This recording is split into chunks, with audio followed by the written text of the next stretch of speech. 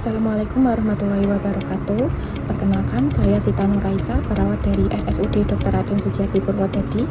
Dalam video ini saya akan memberikan edukasi bagaimana cara merawat pasien stroke pasca rawat inap di rumah. Bapak Ibu tahu nggak sih apa itu stroke? Stroke adalah cedera pada otak yang disebabkan karena penyumbatan pembuluh darah yang dapat mengakibatkan perdarahan pada otak dan kematian jaringan.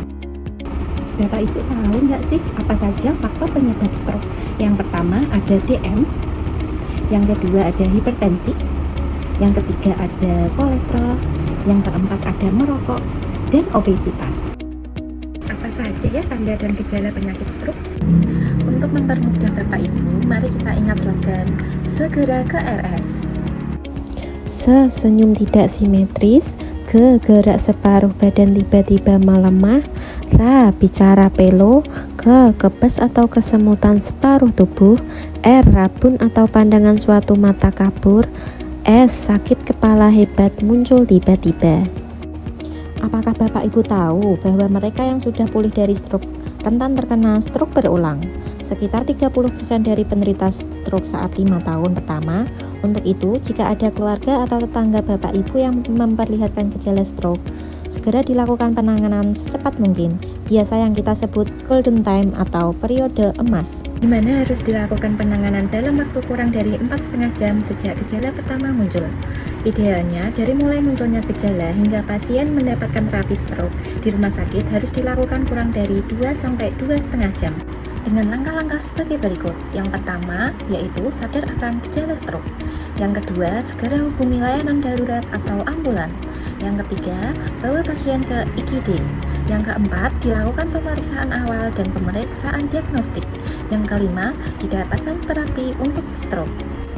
Lalu setelah dirawat di rumah sakit beberapa hari, bagaimana pasien dinyatakan stabil dan diperbolehkan pulang? Berikut cara merawat pasien stroke di rumah.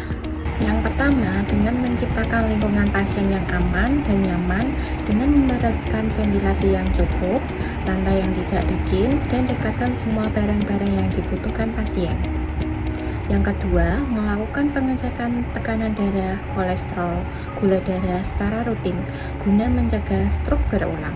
Yang ketiga, dengan menjaga keseimbangan gizi dengan memberikan makanan tinggi serat seperti wortel, tauge, apel, jeruk, pepaya, dan hindari makanan seperti kol, nangka, dan durian. Berikan makanan rendah garam, rendah lemak seperti daging ayam, sapi, ikan, dan telur dalam jumlah terbatas. Jika pasien mengalami kesulitan menelan, berikan makanan lunak atau bubur yang tetap bernutrisi. Yang keempat, melakukan kontrol ke dokter secara rutin, di mana untuk memantau kemajuan perkembangan pasien. Yang kelima, membantu pasien berpindah tempat. Saat membantu pasien berpindah tempat, posisi tubuh dalam posisi aman, guna mencegah terhindar dari cedera atau terjatuh.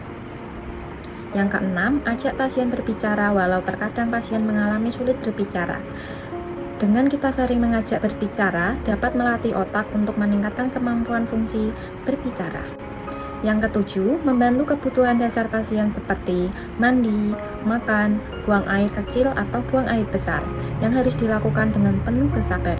Dan yang terakhir adalah latihan ROM. Apa sih latihan ROM itu?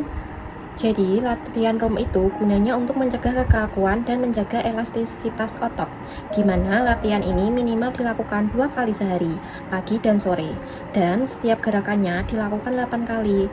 Dan jika pasien merasakan kelelahan atau kesakitan, stop latihan dan biarkan pasien beristirahat.